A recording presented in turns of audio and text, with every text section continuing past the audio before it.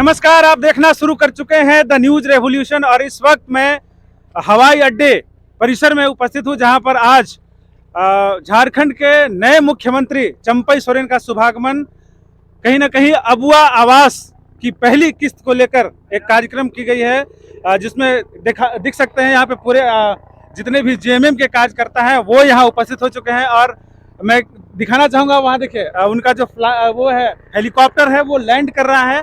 कुछ ही देर में वो यहाँ से सीधा शिवाजी मैदान के लिए रवाना होंगे जहाँ पर कार्यक्रम आयोजित की गई है। हमारे बीच देखिए बहुत से ऐसे लोग हैं, मैं उनसे बात करने का प्रयास करूँगा। इधर दिखाइएगा, क्या तैयारियां हैं आप लोगों का स्वागत के लिए? आज हमारे माननीय मुख्यमंत्री जी का आगमन देखिए होने जा रहा है और मैंने शपथ लेने के बाद पहली बार पलामू में आया है। इनका जोरदार स्वागत पलामू में होने जा रही है। एकदम चंपई सोरेन जिंदाबाद जिंदाबाद जिंदाबाद, सोरेन जिंदाबाद। देखिए, और ये फ्लाइट हेलीकॉप्टर जो है वो लैंड करके इधर दिखाइए। आज ही आगे आइए, आगे चलिए।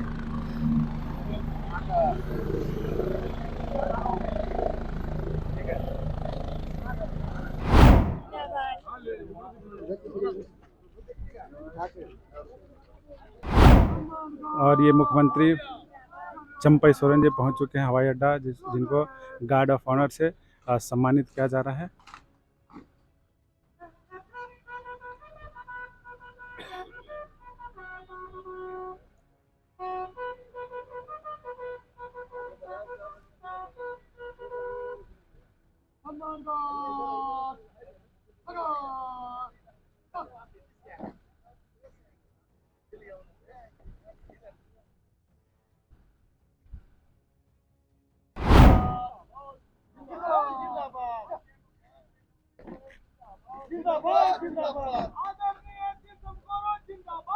और अब सीधा चंपई सोरेन माननीय मुख्यमंत्री जी शिवाजी मैदान के लिए निकल चुके हैं जहां पर इनका आज ये कार्यक्रम है।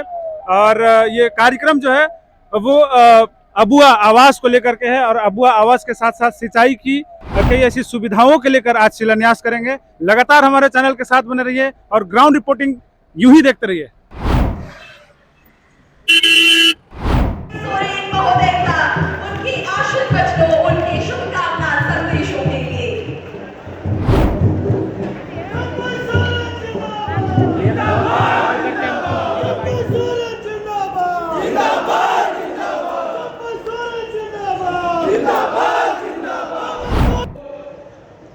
हमारा झारखंड के बेटा बेटी जो दूसरा राज्य में काम करने के लिए गया था, अचानक लॉकडाउन कर दिया।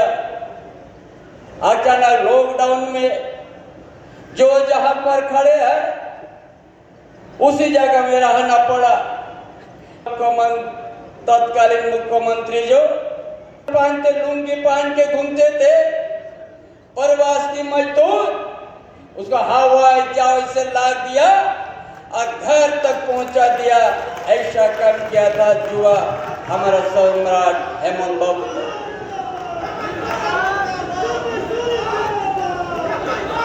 और अच्छा चिकित्सा का व्यवस्था किया, कम संसार, किसी को भूख से सोने नहीं दिया। इस तरह से व्यवस्था किया था कोरोना में भी। और सरकार बनने के बाद ये 4 साल हुआ, 2 साल में ऐसा था कि हम लोग जो सिंचाई के लिए पाइपलाइन को हम लोग शिलान्यास करने जा रहा है, ये भी हेमंत बाबू का सोच है कि हम इस जिला में सुखाड़ का बताते हैं। हर सब यहाँ बगल में कोयल नदी है औरंग, लेकिन सन नदी का पानी वर्षा का समय बहाते चल जाएगा। जब देश इतना, हम क्यों नहीं इस नदी का पानी हम पाइपलाइन से लाके डैम में भी भरेंगे और हर किसान के खेत में 12 महीना देंगे। यही सोच करके आज का शिलान्यास करने जा रहे हम लोग। जो यहाँ बहुत बड़ी बड़ी डैम है, भी है डैमराइन डैम भी है, भूटनडुबा डैम भी है। ऐसा बहुत सा डैम है जो पानी कम रहने के चलते उस डैम से बहुत कम मात्रा में हम लोग सिंचाई का उस पानी को उपयोग कर सकते हैं। अब ऐसा व्यवस्था हम लोग करने जा रहा है, जो पानी बहाते जाते हैं उस पानी को पाइपलाइन से डायरेक्ट डैम भी भरा जाएगा, छोटा तालाब भी भरा जाएगा। किसान जो पलामू सुखाड़ से प्रभावित है, और ये हम लोग कृत्रिम का व्यवस्था कर देंगे ताकि कभी सुखाड़ के बाद पलामू में और सामने नहीं आएंगे। इसके लिए ये पाइपलाइन से आज हम लोग शुरुआत करने जा रहा है। ये 1.5-2 साल क्या पूरा हो जाएंगे और पलामू क्षेत्र एक हरा भरा खेत खलियान रहेगा।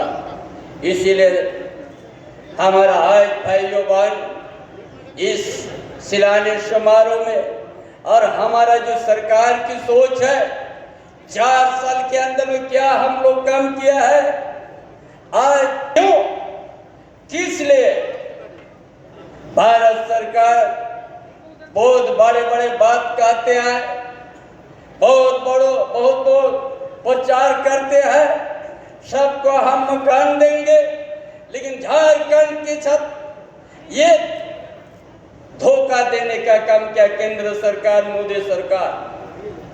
8 लाख सूचित पीएम आवास में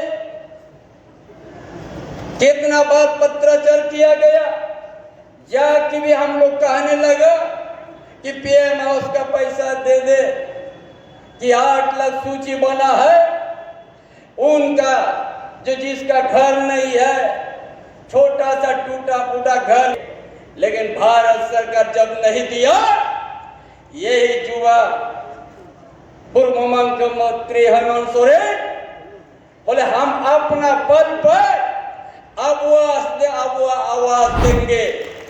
और कैसे करके हो एक अभियान चलाया, आपकी योजना, आपकी सरकार, आपका द्वार कार्यक्रम 3 बार चलाया, और उसमें अब वह आवास आवेदन कितना आया, 29 लाख आया। जो आज ये सरकार, हमारी सरकार ने 20 लाख को चयन किया। अब 20 लाख परिवार को अब वह आवाज देंगे। आज 2027 तक कोई बिना घर से नहीं रहेगा, सब मकान बिल्डिंग में रहेंगे, ये हम लोग निश्चय कर लिया है। इसलिए आज अब वह आवास 2 कमरा नहीं 3 कमरा का बनेंगे। हम लोग जानते हैं हमारा झारखंड का क्या परिस्थिति है, पूरा देश के कोना कोना आदमी लोग देखते हैं से भरा हुआ प्रदेश है, लेकिन झारखंड के आदिवासी मूलवासी उस खनिज संपदा से बड़ा दूर रखा गया है। वहां का लाभ किन लोग लिया? खनिज संपदा, यहाँ का आयरन ओर, यहाँ का कोयला, यहाँ का तांबा, यहाँ का यूरेनियम, यहाँ का सराना जंगल का लकड़ी, सब गुजरात, बम्बई, महाराष्ट्र, दिल्ली उसमें सर्च किया है। लेकिन झारखंड में यहाँ का आदिवासी मलवासी जहाँ की तहाँ है। इसीलिए आज ग्रामीण क्षेत्र बड़ा दयनीय स्थिति है, किसी तरह के न सिंचाई की व्यवस्था है। इसलिए ये सोचा हेमंत बाबू ने नए लाभुक को संवर्धन पेंशन योजना से जुड़ने का काम किया। वो कितना है?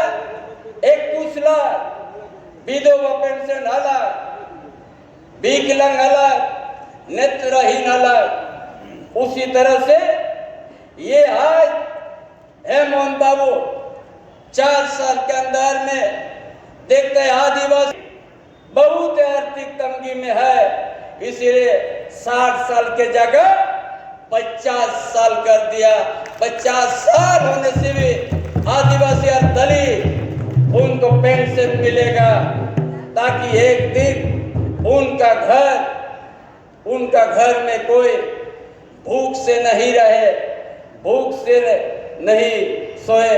इसलिए उसको सोच करके उस परिवार को उत्थान करने के लिए ये सोच फिर इसको निर्णय लिया गया। उसी तरह यहाँ का ये सरकार ने सोचा, हेमंत बाबू ने सोचा, इतना देश प्रगति हुआ, इतना खनिज संपदा, बड़ा बड़ा उद्योगपति लोग देश विश्व में अपना नाम रोशन करते हैं यहाँ का खनिज संपदा से।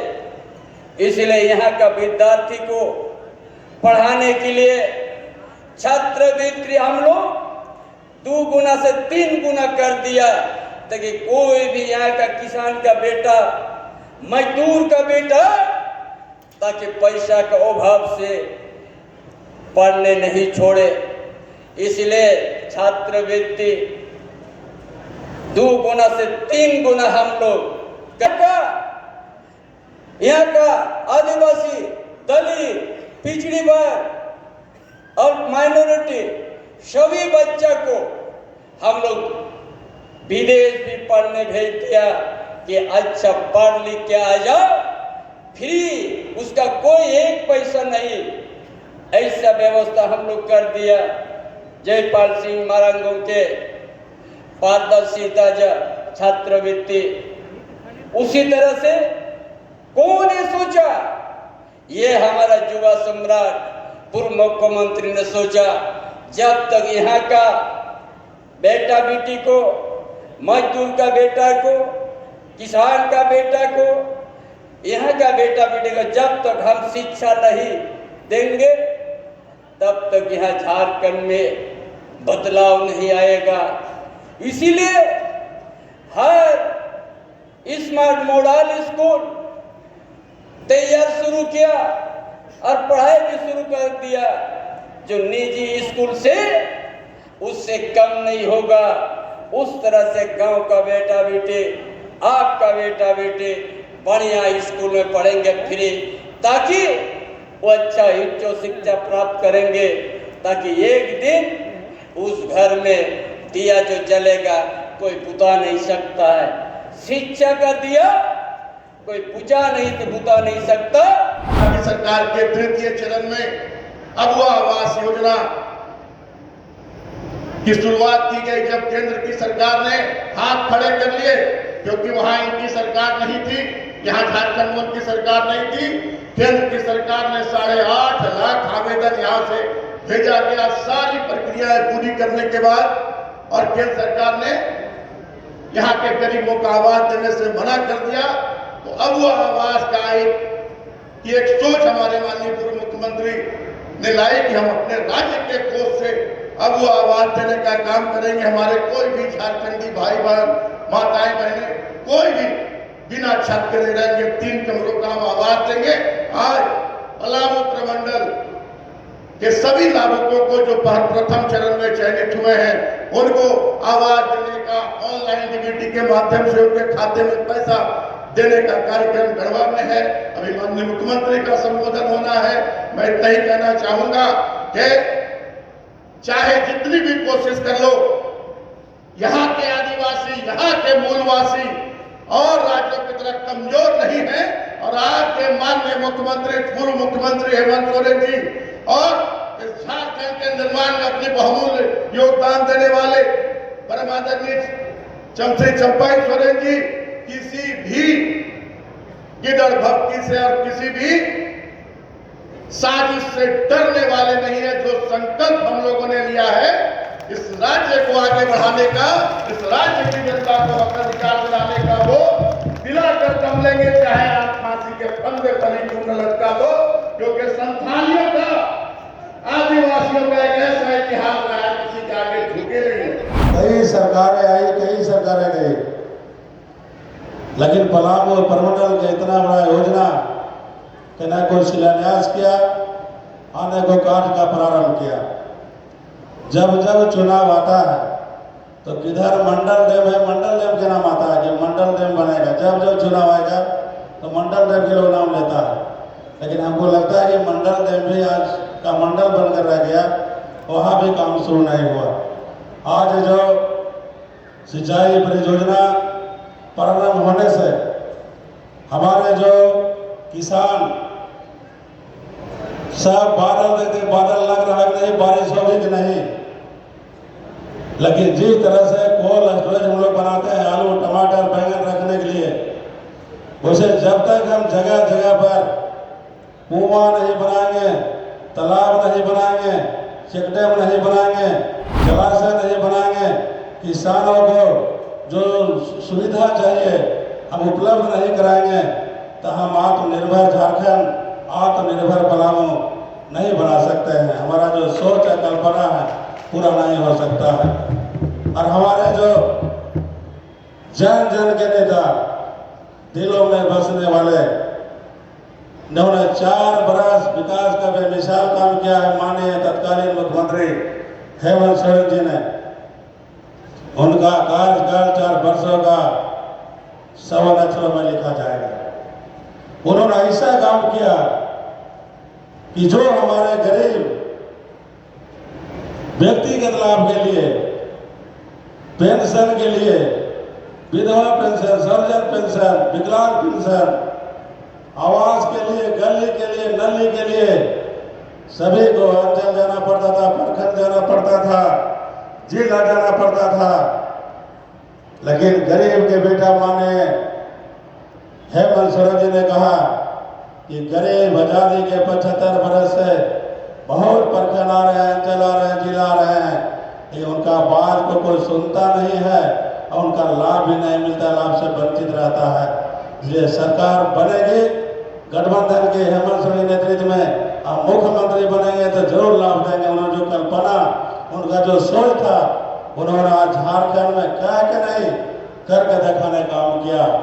आपकी योजना, आपकी सरकार, आपका अधिकार के माध्यम से राज्य के सभी जिला में, सभी प्रखंडों में, सभी पंचायतों में घूम घूम करके शिविर लगवा करके पदाधिकारियों के माध्यम से जो मूलभूत समस्या था उसको निराकरण करने के काम को किया। पलामू में, पलामू प्रमंडल में सिंचाई की सुविधा बहाल करना, जिसकी शुरुआत हमारे पूर्व मुख्यमंत्री आदरणीय श्री हेमंत सोरेन जी, उन्हीं के नक्शा कदम पर हमारे माननीय मुख्यमंत्री श्री चंपई सोरेन जी आज चल रहे हैं। और निश्चित रूप से पलामू प्रमंडल में जो लोगों को सुखाड़ के दंश झेलना पड़ रहा था, आने वाला कुछ वर्षों में वह दंश नहीं झेलना पड़ेगा।